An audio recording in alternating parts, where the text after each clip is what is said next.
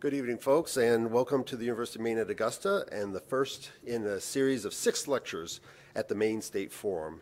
The remaining presentations will happen on the last Wednesday of October, November, February, March, and April at 6:30 here at the Jewett Auditorium. Just as a reminder that next month's speakers will be Kennebec County District Attorney Megan Maloney and Sheriff Ken Mason, who will be speaking about the co-curricular disorders and Veterans Courts. Again, good evening. My name is Joe Zakis, and I am the Vice President of Academic Affairs and Provost here at the University of Maine, Augusta. It is our hope as the public university here at the state capitol to provide an opportunity for the UMA community and the public to connect with researchers and policymakers whose important work affects our lives here in Maine. I want to thank you all for coming out tonight to participate in Dr. Richard Lum's presentation on resilience. Is it part of your personal health care? This program is made possible by a presidential research and innovation grant from the University of Maine at Augusta. The series is coordinated by the Professor Mary Louise Davitt and Assistant Professor Sharon McMahon Sawyer, both of the Justice Studies program. Professors Davitt and Sawyer and I want to thank all of you who assisted in this presentation. To name everyone would take all night. So tonight's speaker, Dr. Richard Lum, holds a PhD from Florida State University, a BS and an MS in Education and Counseling from the University of Southern Maine. He is an emeritus associate professor and chair of the Department of Criminal Justice at the State University of New York at Brockport. Dr. Lum was also an associate professor at the University of North Carolina at Charlotte and Northern Michigan University in the Department of Criminal Justice. I am very pleased to say that Dr. Lum has taught for UMA in our Justice Studies program for many years. He has sponsored and presented at workshops and professional conferences around New England and across the United States. Dr. Lum also teaches for the University of Massachusetts Lowell and University of Massachusetts in Boston. Dr. Lum comes from a long career in policing, having served with the Maine State Police and as chief of police in 2 communities. Dr. Lum assists law enforcement organizations in planning, professional development, and evaluation. He was project director of the Carolinas Institute for Community Policing in North and South Carolina and trained law enforcement agencies in the use of geographic information systems for crime analysis, a topic that's near and dear to my heart, thank you. This method enhances sustainable problem solving and fosters community partnership between police departments and citizens by identifying crime hotspots. Dr. Lum has published 2 books and several other publications and continues to research and train first responders in developing resiliency in their personal and professional lives. There will be a question and answer period after tonight's presentation. I would ask that you raise your hand to ask a question and wait to speak until you are handed the microphone. This helps everyone in the audience to hear the questions. There is a web address that will appear on the top of Dr. Lum's slides at the end of the presentation, which you can access to download a copy. Without further ado, I am pleased and very honored to introduce Dr. Richard Lum.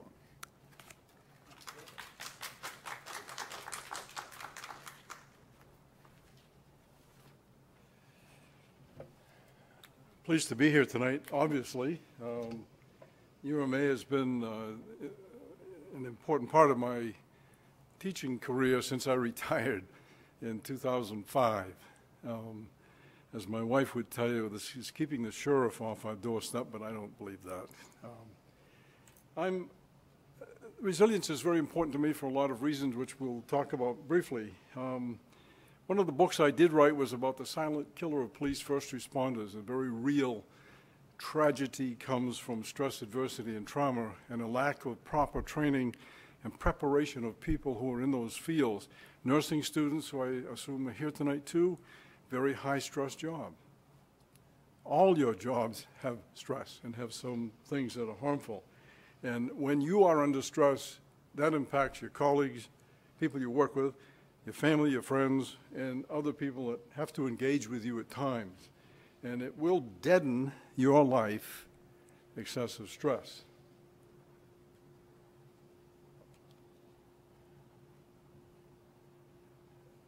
I've been introduced, and I won't go any more into that at the point.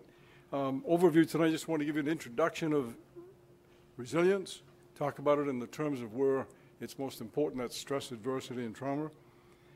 The focus tonight is on adults.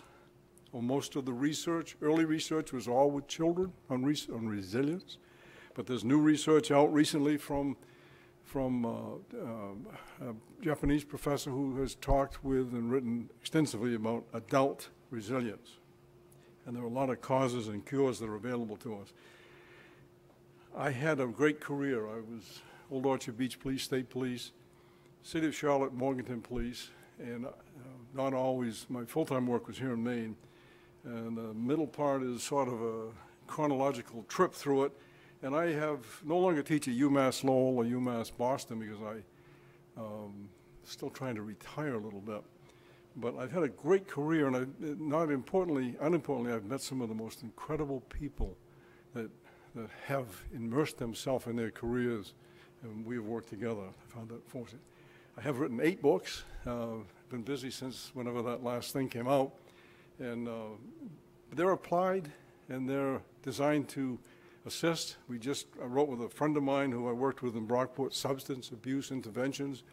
Gary Metz is in the health department, works very closely with criminal justice, and we put a book out there to work with the criminal justice field because everybody's in their silo, police, courts, prosecutors, and we think they can do more with the model we have to work together. It's not to get the person arrested to the jailhouse as much as it is to get him or her to treatment, prevention, and back to a more normal, balanced life.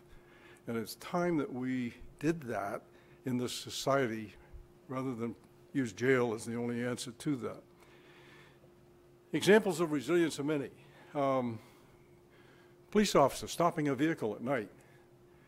Not only is he or she concerned about the vehicle they stopped, in today's world particularly, but they also must realize the person sitting in the vehicle they just stopped also has some anticipation of what did I do? Why am I being stopped? Student in the classroom ready to take an exam. There's a lot of pressure on that. There's a lot of, particularly if you hadn't prepared properly or unable to do so. Getting a new assignment when burdened with existing work. Now, where do bosses turn to? They turn to people that are very busy, always accept the work, do a great job, and get it done. But that also increases some of the stress that you encounter and must live with. And of course, my own personal, I call them demons, and I guess perhaps they serve as an illustration in that my active policing was a long time ago. And I still wake up in the middle of the night, and I'll say to my wife, "Did you hear that?" She'll say, "Go back to sleep, Richard." And then I do. Or I am driving and something unconsciously happens. I was involved in a traffic accident with a person that pulled out in front of the state police cruiser, 30 miles an hour, not very fast you would think, and yet the driver of the other vehicle was killed. So one might say that happened, yes, but at that time in the state police, not one person ever said to me, "How are you doing? How are you dealing with the death?" Plus I had a lot of injury. We don't do that today. We do something much more prevalent to help people get through things.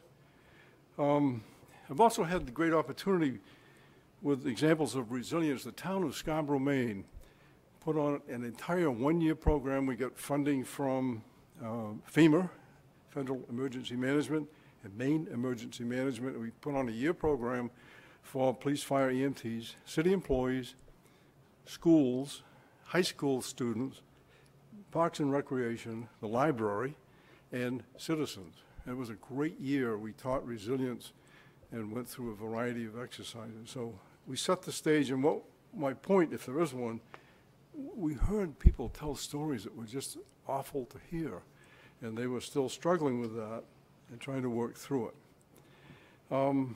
Okay. I also use a term, PTSD is popular, post-traumatic stress syndrome. And I prefer to use a term called accumulated stress, adversity, and trauma because it fits the population I work with. Most of us in the world we live in might encounter 1, 2, or 3 traumatic events in a lifetime. Police, fire, EMTs, ER people, emergency room, nursing. Emergencies can happen every shift. Some of them can be very serious.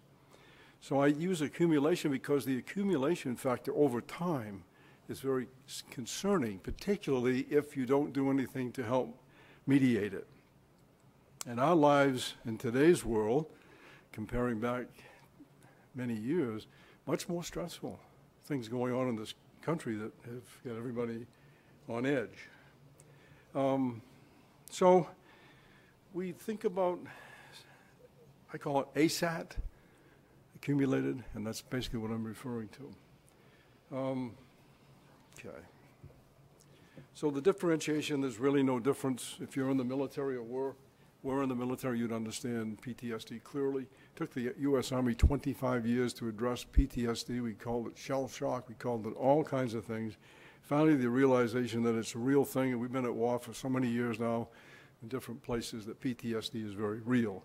In the state of Maine, there's a lot of wonderful things going on with PTSD. There's also at this university, Augusta, a tremendous veterans program, veterans in programs here. And that is the highlight that I often hear when speaking with veterans groups. PTSD, post-traumatic stress, has been coined in, as I said, by the military. It's a mental health condition triggered by terrifying event, either experiencing it personally or witnessing it. Nightmares, severe anxiety, uncontrollable thoughts about the event. It goes on and on. And when we ignore that, we often find the outcome of that are people who are getting into trouble, getting into law violation, becoming alcoholics, substance abusers, and other things. It's hard to manage unless you address it and realize you need to get some sort of help. The accumulated part starts day one. I go to the police academy in Maine and I talk to new recruits, 65 young people, men, women, and it's too soon to be there to talk about stress management. They're in a classroom, it's environmentally sound and safe.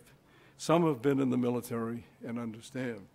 I would rather talk to them in 5 years because that's when we see behavior changes, performance changes, divorce, excessive use of alcohol or prescription drugs and other things. And it's not because they're just falling apart, it's because I feel and have researched a lot to do with the job that they're engaged in. I show the same slide twice. I'm going to skip the next one, but life occupation contributors. This is a short list. If we had time in this room tonight to go around the room and say to you, give me your example of a life or occupational contribution to stress, this list would expand. And sudden event of traumatic consequence. Can you imagine being the ER doctor in Farmington Memorial Hospital where I live, and they call in and say, we've just had a ski accident at Sugarloaf, and they're bringing down 9 people that fell off a gondolier or something. You've got some time to prepare, but not much. Stress. Unexpected accident.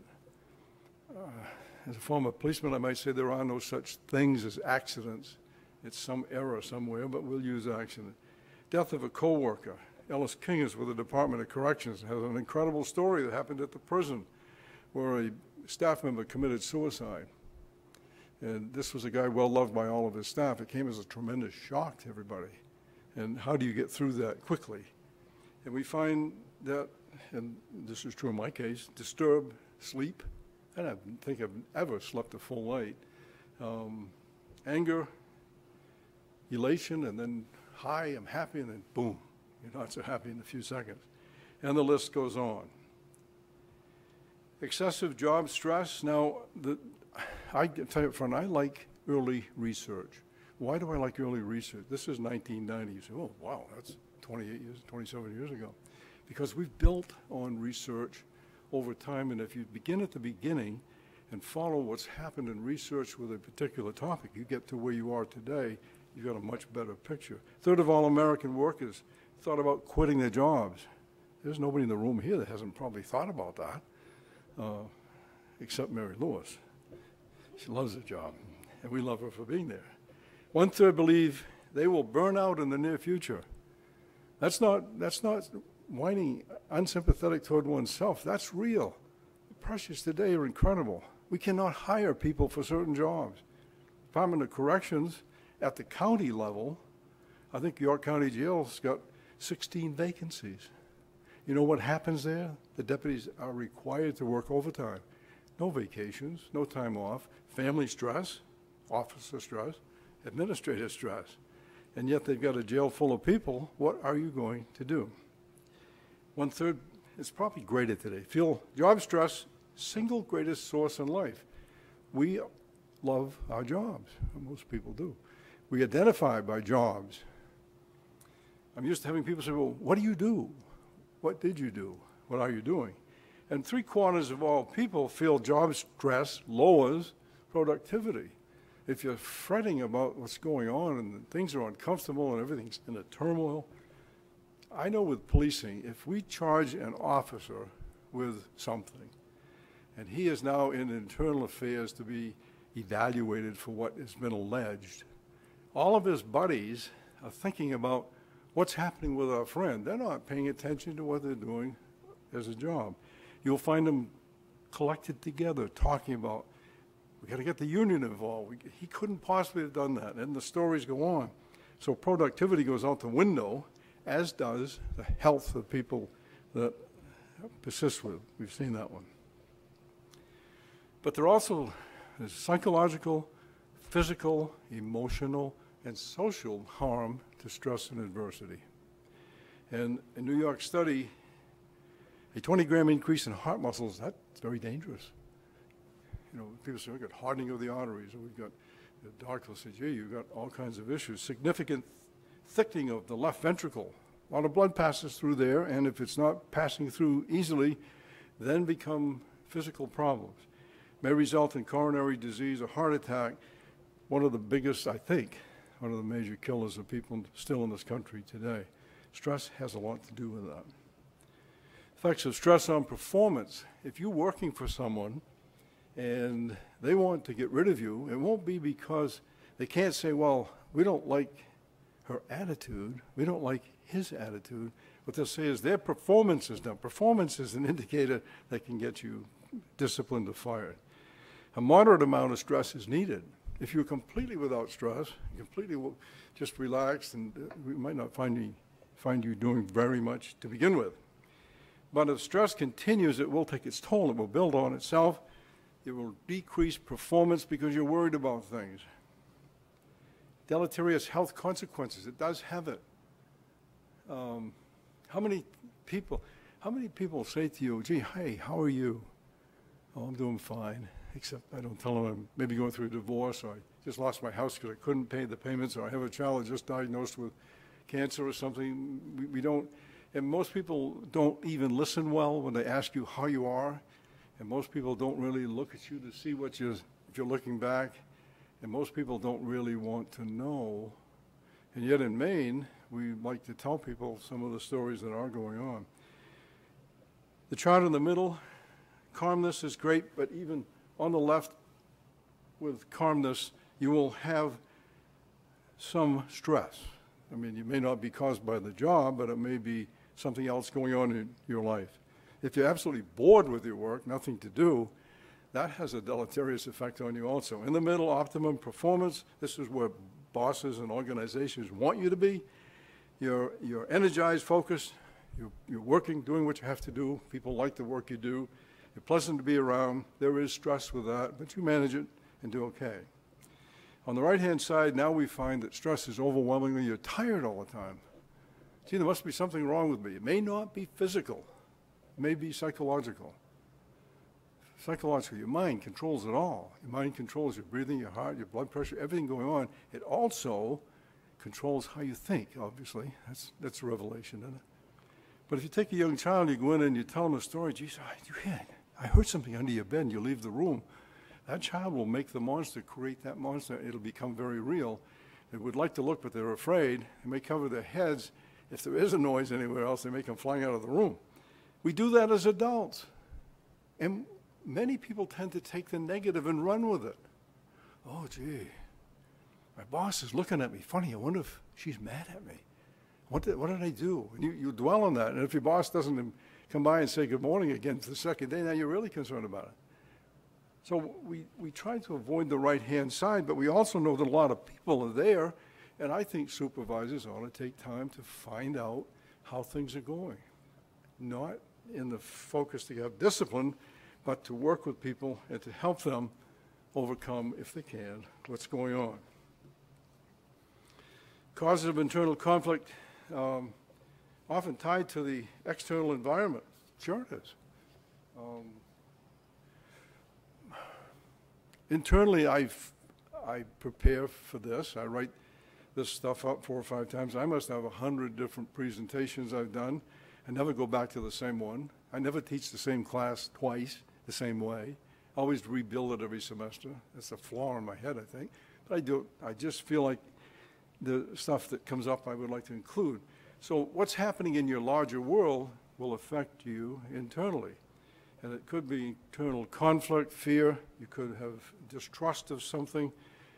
You have a suspicion, your coworkers, this, that, or something else. And examples that do not depend on the environment, as we know, the temperature of this room, for example, but it's something that is happening that's internally stressful to you. When we watch television tonight, I don't watch television anywhere near as much as I used to because I don't like what's being reported anymore, and I find it, I'm sick of hearing mobs and protests and this and that, so I prefer not to do it. If I'm really interested in something, I'll look it up and I'll do a little research and make my own mind up. But we don't live in the world alone, and friends and coworkers, clients, patients, whatever it is you deal with, they have stress, you have stress, and if it's out of control on both parties, your internal and external environment's affected by it.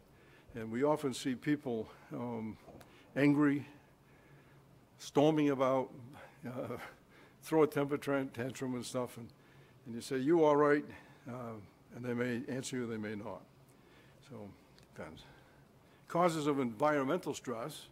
If this room suddenly went to 110 degrees, we'd have to vacate the room. But issues of structure in policing. Policemen hate change. They don't like change at all. And if you come in and there's a shift about to go on duty and you've got 15 officers sitting, lined up, waiting to hear the sergeant give the orders for the day, and they said, oh, you 3 people, go get out of uniform and come back in civilian clothes. They don't want to hear that. I mean, maybe the most fun thing to do in the day, but it's change. It was no warning. A lot of people do not like issues of structure when it changes. Management's use of authority. You know, rumors can be very bad. Lack of opportunity. I deserve that promotion. I don't know why Lum got it. I'm doing a better job than he is. Nobody explained it to you. So it's frustrating. It's stressful. And the list goes on. You can't, well, maybe you can, but organization isn't about perfection. It's about efficiency. Don't ever, if you work for a big corporation, they're really bottom line people. Some do better than others with working with employees. Some are terrible. Reducing stress and the clutter that goes with jobs saves time and money, but they're not so concerned about your quality of life as they're about the organization's survival. But I think that's important for somebody in the organization to pay attention. 4 categories of stress, we all know that. Time, anticipatory. Time is always created by a real or imaginary deadline. Now, most of us have time to do something. I do a lot of online classes, and I'll have a habit of nicely saying to students, I need you to do a little more in-depth critical thinking, more thorough research to come up with more in-depth response to the question or to the assignment. And I always get back a very positive thing because I don't approach it as you should, and I'm taking points, is that, and it's true, the story is, when you go to get hired out of college, the employers want somebody that can think, read, write, express themselves written and orally, and if given an assignment, will be able to go find the information, come back and present it properly. And that's part of what we have to do. But if I don't explain that and say, this is not punitive, this is why I want you to do better, they're upset by it, and I can understand that. Situations occur when a person is in an unpleasant situation. That's the daily life of some people because of their job. And they worry about what will happen next. It's exacerbated in policing today. I don't keep talking about policing, but it's what I do know well, is that with all of this stuff going on in the murder of police and all the stories, the facts lie in the middle somewhere and have not yet been presented, but it is situationally stressful to even think about going to work. And if you're the officer and you're leaving home and you're leaving your children with your husband, he's not just sitting there thinking about the football game. He's worried to death about what's going to happen in the next 8 hours for you. And we all know unpleasant people.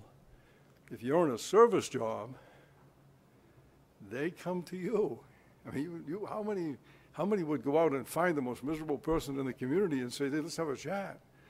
But if you're on duty as a nurse in an ER or you're a policeman, you're in corrections, you're in some other service agency and the doors are open, some show up. And you have to be prepared to deal with both pleasant and unpleasant people. Holmes and Rahe have an adult stress scale, and the good thing about it is it's a list of events in life that happen, and they've put a point value to it. This is a self-assessment. And certainly death of a spouse or partner is the highest potential point gather, 100 points. So anybody who loses a spouse, it is traumatic and the high stress. And you go down through the list and you'll see the different things that cause stress. Well, you say, why is Christmas stressful? It's for me. My father had his own store, and even as a little guy, I had to work in the store on Christmas. Christmas wasn't about the family, it was about the customers. And then, as a policeman, I encountered all kinds of terrible things at Christmas. We get calls on Christmas. I don't like Christmas. I understand what's behind Christmas and why it's there, but the celebration and all that stuff is uncomfortable for me. So if you went through this list and circled those things currently stressful in your life, there's a rating scale. And the purpose of doing this is to say, I need to perhaps do something to reduce my level of stress at the present time. I'm not referring to alcohol, although that's commonly one of the things that people do. So I like adult resilience because that's who I deal with. Why adults? Because your world is different than when you were 5, 8, and 10 years old. And adult resilience is distinguished from children because you have new responsibilities and new accountability, and people are expecting different things of you. And the 4 dimensions that have been recently applied to adults are determination, endurance, recuperability, and adaptability. Determination, do you have the willpower? Are you firm in your own ability to take on something, to get it done, to persevere when you'd like to quit? I'm tired, I'm sick of doing this, but you push on a little further, and pretty soon it's done. Children have determination, but in a different format than what we might be as an adult. Endurance is an important part, personal strength and fortitude. If you're going to school here, or if you're an adult, if you've worked, if you've raised children, if you've been involved in the world of service or doing anything in your life, you've got endurance. The depth of it may change by occupation or other things, but people who withstand unpleasant situations, and many occupations do, continue on without giving up. Sometimes it would be nice just to turn around and walk away. Can't do it. Everybody else is running that way, and the firefighter's going into the fire. And it's not only just thinking, cognitive, it's also physical. There are effects on both sides of that. Adaptability, how flexible are most people? Seems in today's world there are groups of people that are not flexible in whatsoever. If you disagree with them, you'll take the heat, or if you don't like what's being said, leave. But to cope with adversity, we have to communicate. When I was with Charlotte at the University of North Carolina at Charlotte, the city police merged with the county police and created one big department. A new chief of police came in from Chicago, and he was into community problem-oriented policing. And that word community led the charge. If you're going to be in your neighborhood, and police are coming into your neighborhood, as are trash collectors and everybody else, We need to get together and communicate. We put a room with police over here and give them a list. List all the problems in this neighborhood. And we'd say to you, list the problems. And you give us the list. They didn't match. They were different. So the people living in the neighborhood perceived that the issues and problems where they live were very different from what the police officers thought was happening. When we brought that together and began to identify ways to identify problems, look into them carefully, and come up with sustainable solutions. You know, you bring a problem to a group you work and say, hey, we got a problem. Oh, let's do this. Okay. No thought. But if you look at it, drill down, dig into the problem, understand it, then you can come up with perhaps a solution that will last. So adaptability means you're able to be flexible in situations where maybe nobody else in the room is. Challenge. We found in Scarborough the most helpful government agency existing in the town of Scarborough, Maine, was the librarian. Man, she was awesome. She had a website on the library page.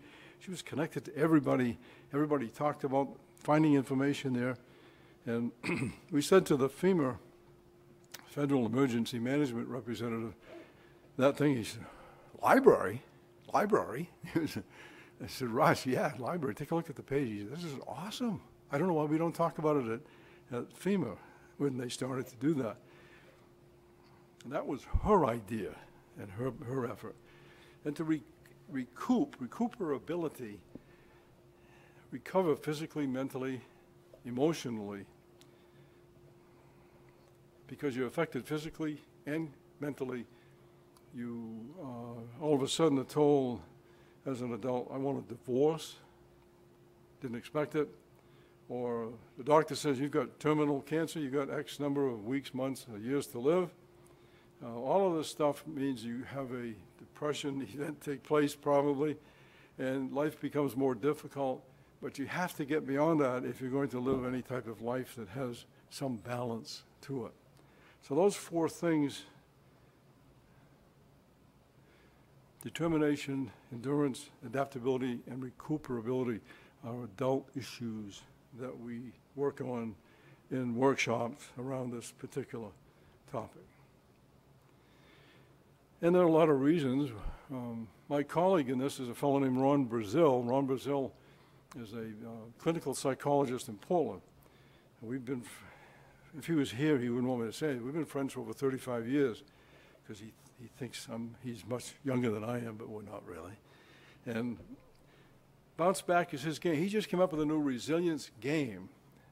People like games. And it would take a room full of people, let's say corrections officers, and they're dealt a hand of cards. And it's a series of questions. But what these do is not, it's a discussion. It's a discussion tool. How many times have you sat like you are tonight, and I frankly don't prefer this environment. I would rather be sitting around a table talking with you and having you report back to me on things. We would come out of this stronger, probably. But this works too. But we need to have people bounce back to recover, not fall further into the depths of whatever it is that's taking and happening to them. And we have good, healthy support networks, but many people say, oh, I can't tell anybody about it, I can't talk about it. Men are terrible about this. Women are pretty good at that. My wife just had a long friend she worked with in North Carolina for a number of years, but she just came to visit for 5 days. And if I wasn't independent and able to do things like cook and iron and stuff like that, I probably would have been miserable. But because they have a life of events and experiences they wanted to talk about and travel about a bit, and I put 24 hours a day into this presentation, really. And so they opportunities for solving issues are important. We don't do that as much in the workplace as we should. And resilience, I haven't defined it yet, but resilient people are parents, employees, managers, co-workers, friends, husbands, wives, children, all of which include you in some way in their life and what's going on. And as contributing members of society, you will all engage in community at some point. Being a resilient person when people around you are having real problems is a very big plus, because you will be able to sort through it all and be the calming voice, perhaps. Research tells us pretty clearly, psychologically, biologically, and socially, we're all connected. It's not some separate thing. We have psychological, physiological, emotional, and social, more my addition than research. Because if you're psychologically off balance, it's going to affect everything else. Your physical condition will have issues if you have a long-term bout with psychological stress. Your friends and people you deal with, your family, your children, they notice it. I don't know how many times I said to the policeman, you know, you get home tonight and your wife says, how was your day? And you had a terrible day. You had confrontation and all this stuff. What do you say? I don't want to talk about it. I want a Heineken or something like that. Now, you just shut her or him off, the spouse, and they're not sure what you're even referring to. So they drop into, man, it must have been terrible. I wish I understood. But I say to the guys, more than women officers, it's your fault because you what's the movie? You clam up. You don't say anything. You hide, you go off, you drink beer, you step all night. And so research tells us that's not healthy, and not healthy for a lot of people. If your thinking is in chaos, your work and your engagement with the world will be in chaos. You can't get things done. Things get left to do. Your to-do list gets longer. Nothing seems to be scratched off. And resilient people, physiologically, heart racing, breathing's fast, things are going on, things are revved up. You will return to baseline cardiac and respiratory health quicker if you have some skills in resilience, and resilience is a learned skill. And when confronted with anything that's unusual and comfortable, suddenly appears, your mind latches onto that very quickly, because it comes down to perhaps survival in some cases, or it comes down to you've got to do something and do it pretty quick. So your brain triggers all manner of psychological and physiological. If I suddenly walked up to any one of you that we had never seen each other before, and I'm wild and blowing off and threatening you, you know, there's some things going to happen with your body system pretty quick. Your blood pressure is going to increase. Your muscles are going to take on blood and tense up because you may have to fight. You're breathing your blood pressure, and you're very aware. Your awareness sharpens, and things take place. You didn't cause this, and you didn't have time to think about it. Here's this crazy guy in front of you. But your body's preparing to help assist you if, in fact, it becomes necessary. So there's a lot of takeaways from the research that goes on. Not the least of which is, if it took the Army 25 years to address PTSD, and I got to tell you, I work with a lot of police and sheriffs, and they are probably the biggest group in denial I've ever seen, and probably else it's true with corrections.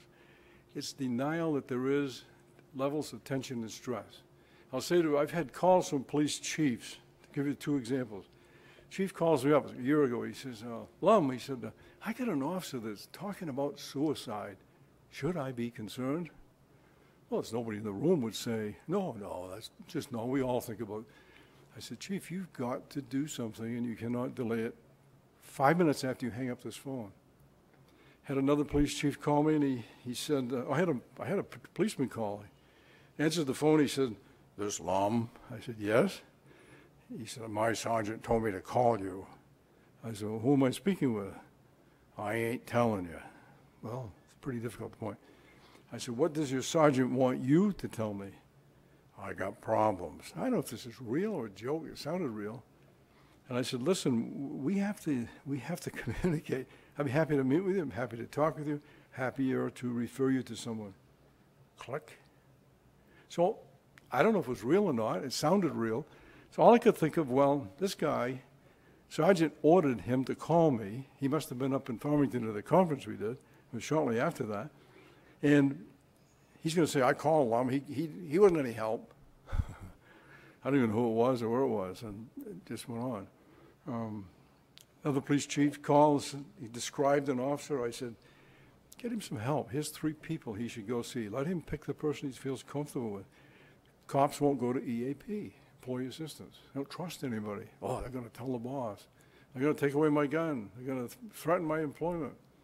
But if they don't get the help, that's going to happen anyway, because they're going to do some stupid thing.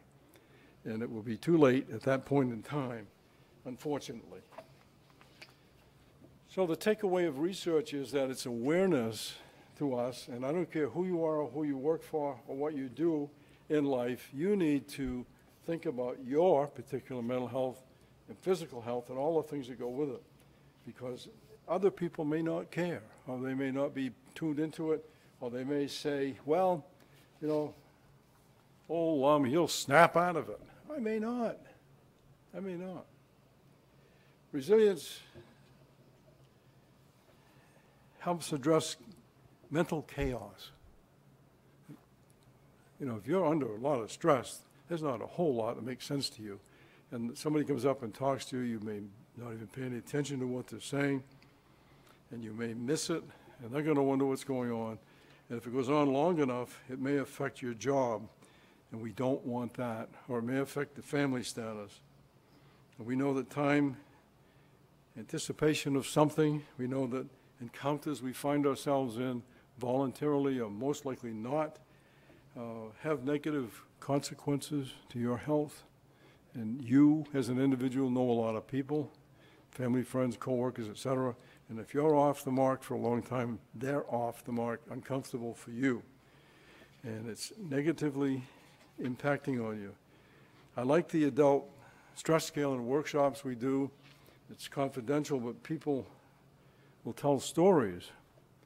And then we'll take the Holmes and do the little self-assessment.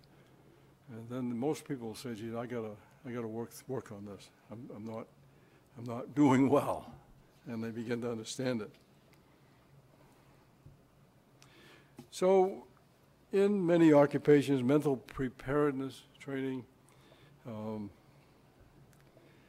we were training, Brazil and I were training a bunch of police down in North Carolina. And one of the topics that came up was retirement. We talked about in many fields, you're getting ready to retire, Ellis, and I did. I'm not comfortable with retirement. I'm not managing retirement well. I never did retire. But nobody ever talked to me about what does that mean.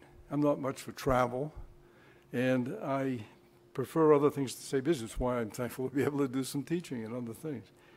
So we have to have the capacity to apply training and immerse ourselves in figuring out what we want to do. In the Charlotte episode, a sergeant came up, he said, geez, I'm retiring in 6 months. I have no idea what I'm going to do. He said, I'm beginning to panic. And he was. He said, what am I going to do? He said, I don't want to be a security guard somewhere, but policing is not really a high-skilled job. I mean, it requires knowledge and practice of things.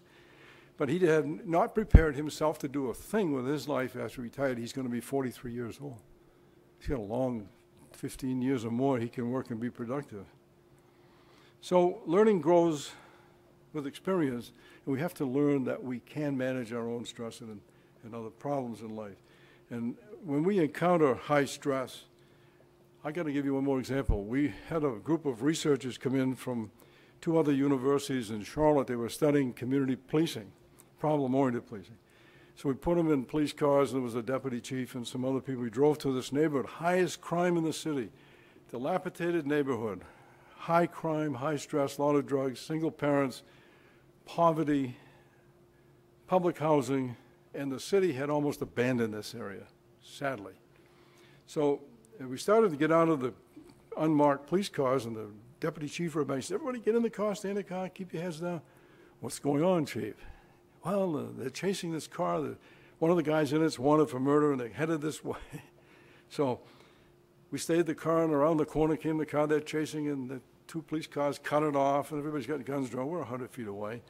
And one of the researchers said, this really gives me a new perspective that I would never know otherwise. Well, it wasn't a planned event, certainly.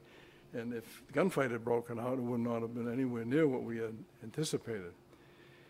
And there is no automatic response. or something like that.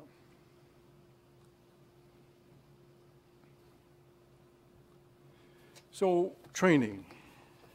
Every occupation should have some component of training to talk about resilience, because resilience is a learned skill.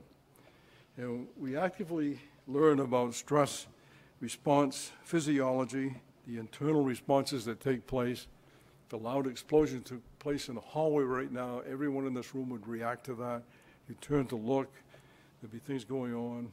Breath might even be taken away for a few minutes. We have to learn about stress response techniques.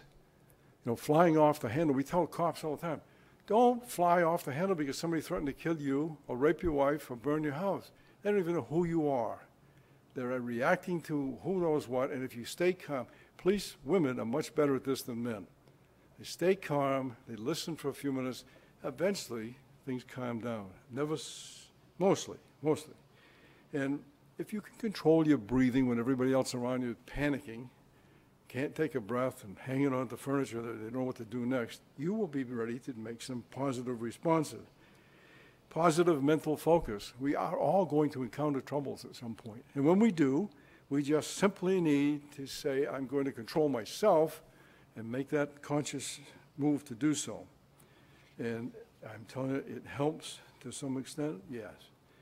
So just to finish this 10,000-foot review of resilience, we list 12 strategies to strengthen resilience, Brazil and I. There's more. In fact, I'll get to that. But one of the things, connect with other people. Connecting to other people is not just saying, hey, how are you today, and then moving on down the road. If there's somebody you really like and likes you and can talk and are compatible and will listen, it's okay to talk about things, but ask that question. I have something going on. Can I talk with you about it? Sure. Care for other people is very important. When you see somebody in distress, if you know them, there's no harm about saying, can I do anything to help you? Some people will say yes. Many people will say no. You can think ahead. I was listening to Puerto Rican. They're really upset about no water, no electricity, and I understand that. I would be too. But for 30 years, they've had no problems with weather-related storms. But it seems like they had no plans in place if it did come. Well, if you're in an island in the ocean, there's a likelihood of something happening.